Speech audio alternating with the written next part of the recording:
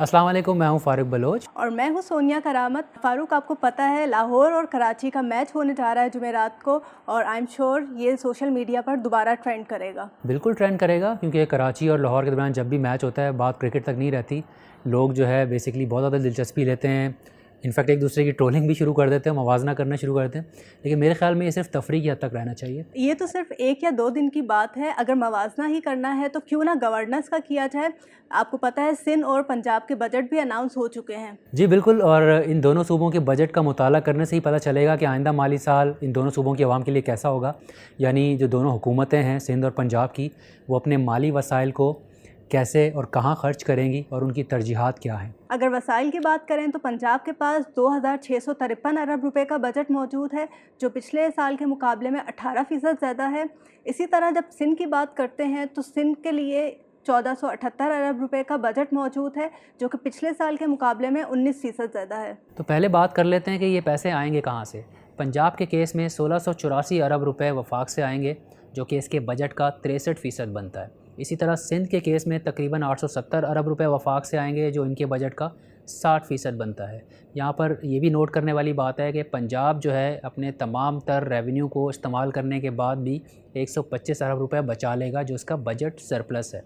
लेकिन सिंध अपनी तमाम रेवेन्यू खर्च करने के बाद ऊपर से मज़ीद 25 अरब रुपए खर्च करेगा, जो इसका बजट का खसारा है, और ये उधार लेके पूरा किया जाएगा। अब देखते हैं कि ये पैसे खर्च कहाँ किए जाएंगे। पंजाब अपने बजट का 21% यानी कि 560 अरब रुपए तरक्याती कामों में खर्च करेगा, जो कि पिछले साल के मुकाबले में 66% ज़्यादा है। इसी तरह सिंध अपने बजट का 22% यानी कि 329 अरब रुपए तरक्याती कामों में खर्च करेगा, जो पिछले साल के मुकाबले में 43% ज़्यादा है। अच्छा सोनिया, आपने जो मोटी मोटी बात थी तरक्याती बजट को लेके वो तो बता दी, लेकिन इसके अंदर जो मेजर एलोकेशन होती हैं दो बड़े सेक्टर्स यानी तालीम और सेहत, उसको लेके लोग बहुत कंसर्न होते हैं। तो उस पर अगर बात कर ली जाए, पंजाब हुकूमत अपने बजट का 16.5% जो कि 442 अरब रुपए बनते हैं तालीम के शोबे पे खर्च करेगी, और पिछले साल के मुकाबले में 13% का इजाफा है।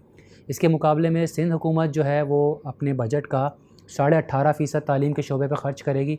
ये 277 अरब रुपए बनते हैं, और पिछले साल के मुकाबले में तकरीबन 14% का इजाफा। इसी तरह अगर सेहत की बात कर ली जाए तो पंजाब हुकूमत अपने बजट का 14% सेहत के शोबे पर लगाएगी, जो कि तकरीबन 370 अरब रुपए बनते हैं, और पिछले साल के मुकाबले में 30% इजाफा है।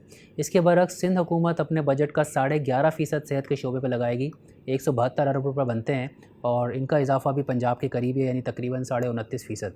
ये तो बात हो गई तरक्याती बजट की। अब बात कर लेते हैं गैर तरक्याती बजट की। ये वो रकम होती है जो हुकूमत अपने ऊपर खर्च करती है, जिसमें इंतज़ामी अमूर, सैलरीज और पेंशन वगैरह की रकम शामिल होती है। पंजाब हुकूमत अपने बजट का 54%, जबकि सिंध हुकूमत अपने बजट का 74% खुद पर खर्च करेगी। अब अगर इसका खुलासा किया जाए तो ये देख लेते हैं कि दोनों हुकूमतें अपने मुलाजमीन के ऊपर और अपनी आवाम के ऊपर औसतन या फ़ीकस कितने पैसे खर्च करेंगी। दोनों सूबों ने मुलाजमीन की जो पेंशन्स हैं उनमें 10% इजाफ़ा किया है, और अगर तनख्वाहों की बात कर ली जाए तो पंजाब में तनख्वाहों के अंदर 10% इजाफ़ा किया गया है, जबकि सिंध हुकूमत ने तनख्वाहों के अंदर 20% इजाफ़ा किया है। और अगर मिनिमम उजरत की बात कर ली जाए तो दोनों सूबों में 17,500 थी, इसको बढ़ाकर पंजाब के अंदर 20,000 कर दिया गया है, जबकि सिंध के अंदर 25,000 कर दिया गया है। पंजाब हुकूमत के मुलाजमीन की तादाद तकरीबन 13 लाख है, और इस हिसाब से तनख्वाहों की मद में औसतन हर मुलाजिम के ऊपर 2,92,000 रुपये खर्च होंगे। और अगर पेंशन का अमाउंट भी शामिल कर लिया जाए तो हर मुलाजिम के ऊपर औसतन 5,03,000 रुपये खर्च होंगे।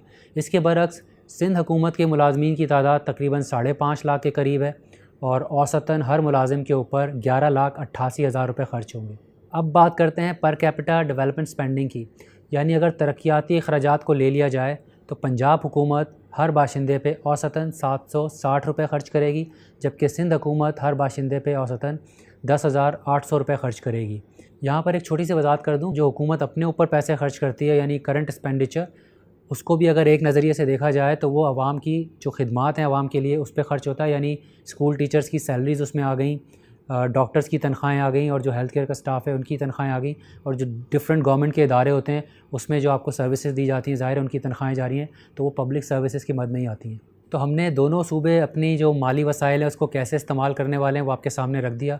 ये मोटा मोटा हिसाब था, बहुत बारीकी में नहीं गए, लेकिन आप इसका मवाजना कर सकते हैं। और इसके हवाले से जो आप अपनी राय देना चाहते हैं वो हमें ज़रूर दीजिएगा कमेंट सेक्शन में, और अगर वीडियो पसंद आई है तो इसको शेयर भी कीजिएगा।